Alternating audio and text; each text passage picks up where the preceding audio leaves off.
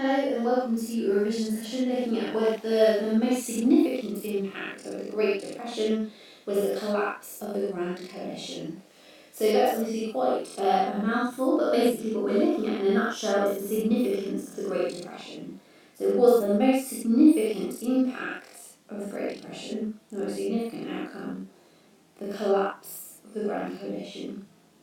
So for the purpose of this revision material, we're going to argue that the collapse of the Grand Coalition was not the most significant impact of the Great Depression, but actually the economy and the effects on the economy were the most significant, shortly followed by social impacts that had, which effectively led to the collapse of the Grand Coalition and political extremism rising. And the failure of chancellors making Hitler's rise to power more likely. So let's start by having a look at the collapse of the Grand Coalition and how significant that was as an impact of the Great Depression. In many ways, the collapse of the Grand Coalition wasn't actually solely as a result of the Great Depression. In fact, in October 1929, Stresemann, who had mainly used his diplomatic skills to try and hold coalitions together before this period, during the so-called Golden Age of the Weimar Republic, had died. And that kind of coincided with, it was just before actually the Great Depression started. And in a way you could argue that actually Stresemann's death was more of a cause of the collapse of the Grand Coalition than the Great Depression was. Also, we could argue that other chancellors, rather than the Depression itself, caused the Grand Coalition to collapse. So the Grand Coalition is supposed to be all these parties working together within the Reichstag cooperatively. We know it's lots of parties working together because the Reichstag uses proportional representation. And the parties have to work together because they need a majority in order to pass laws. But Hindenburg put in place a number of different people, there's sort of backstairs intrigue playing a role here, elites behind closed doors in connection with Hindenburg deciding who should be in control, and the people put in control as Chancellor who didn't have a majority within the Reichstag. So, for example, Brüning is made Chancellor between 1930 and 1932, and he excluded the SPD, the largest party within the Reichstag, and he tried to pass laws by decree. He passes 115 different laws using Hindenburg's Article 48 and emergency powers rather than actually getting the control of the Reichstag. And that's undemocratic, and ultimately it's causing the collapse of the Grand Coalition. People no longer feel like they're acting in a democratic way. However, you could argue that in a way the collapse of the Grand Coalition does happen partly as a result of the Great Depression, and that's because the state budget was in huge amounts of debt by the end of 1929 because American loans had been withdrawn that had previously been given to them, and that led to deadlock within the government, and that's why Müller had resigned. And that left the government really split. So the left, the SPD, they wanted to protect welfare and benefits and increase taxes to try and support the huge numbers of people who are unemployed. We've got around about 8 to 9 million people who are unemployed. On the right, the DVP arguing for reducing benefits because it's costing too much and it's leading to even more debt for the country.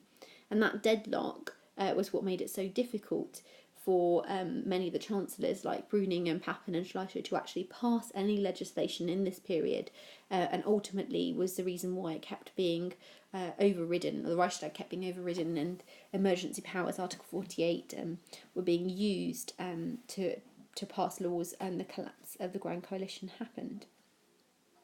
A far more significant outcome of the Great Depression was the impact that it had on the economy, in particular industry, farming, trade, and on banks. And then ultimately that sort of leads into the social impact as well. So in terms of industry, the Great Depression caused a huge fall in production. So around 58% less goods were being produced 1929 to 32, and that's because less people had the money to buy them. So lots of consumer goods were no longer being produced, and ultimately that in turn leads to unemployment, because we've got around 8 million people unemployed by the end of 1933, because companies can't employ people if the products that they're producing aren't being bought.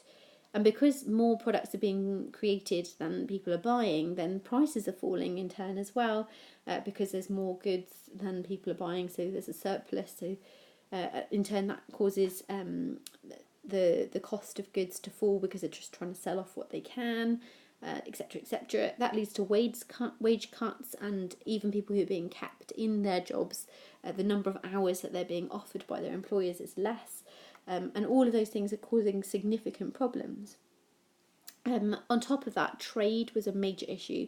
So not only within the country we got decreased production and consumption of products, but also there's a 61% drop in trade with other foreign countries as well.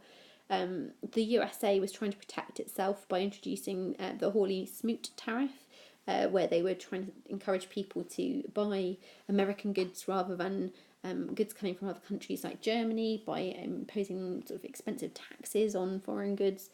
And other countries like Britain and France, Italy were also badly damaged by the Depression, and therefore didn't have as much money to spend and weren't buying as much stuff from abroad either.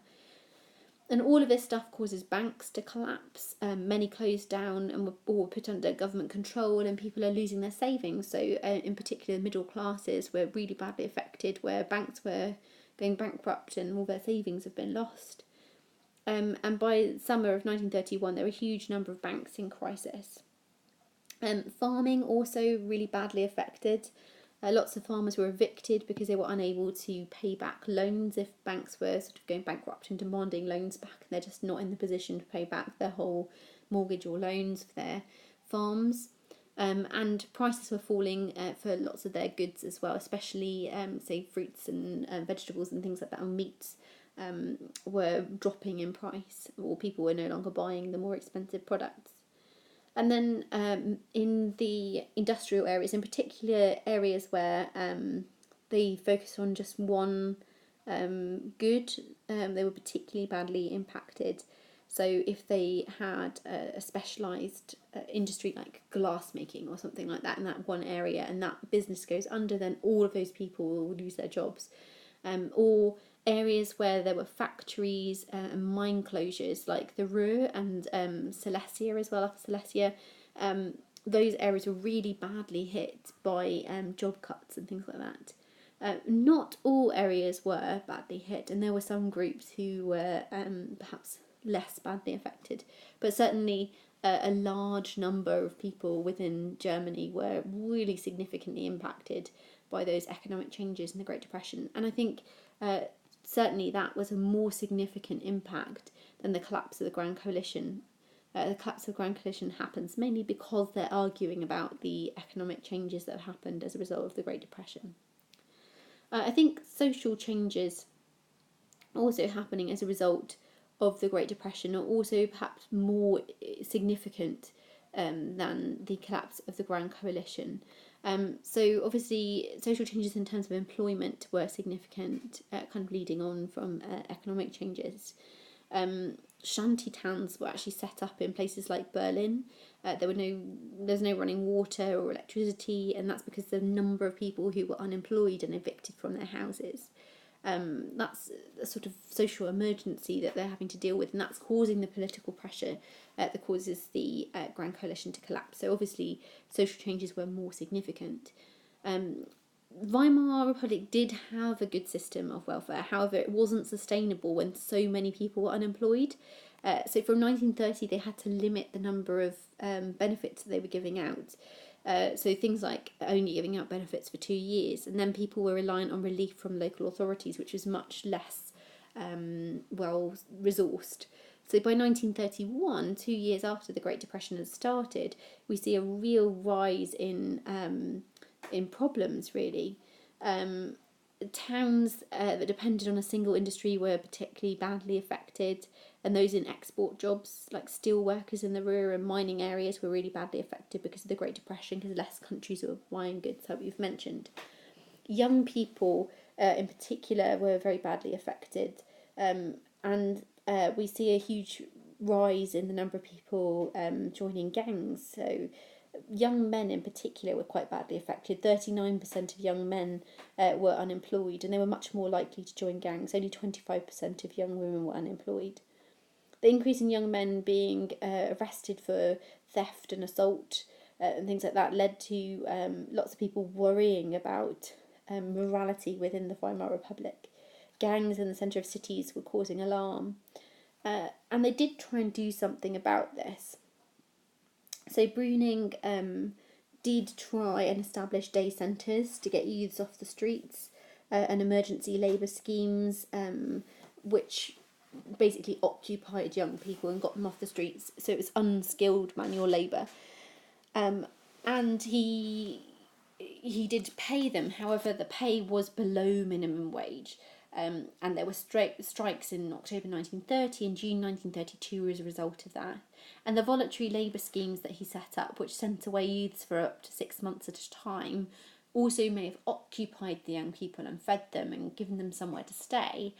But they didn't get any real vocational training, they're not getting any kind of profession out of it, and there was no promise of long-term employment at the end of it. So those schemes had only a real limited impact in overcoming the problems that young people faced. So again, social problems were significant and causing more of a direct issue for most people within Germany when the collapse of the Grand Coalition had, which was happening because they were fighting about all these things. It's worth noting that for women, women were least badly affected by the Great Depression. Maybe because they worked in service industry, so they were less impacted by jobs than men who more traditionally seem to work in export jobs and steel industries and mining and things like that. And employment actually increased for a while for women, maybe because they were paid slightly less than men. However, the whole issue over employment reignited discussions over double earners and whether married women should be allowed to work if their husbands were also employed. It's seen as unfair on families where neither partner was able to work.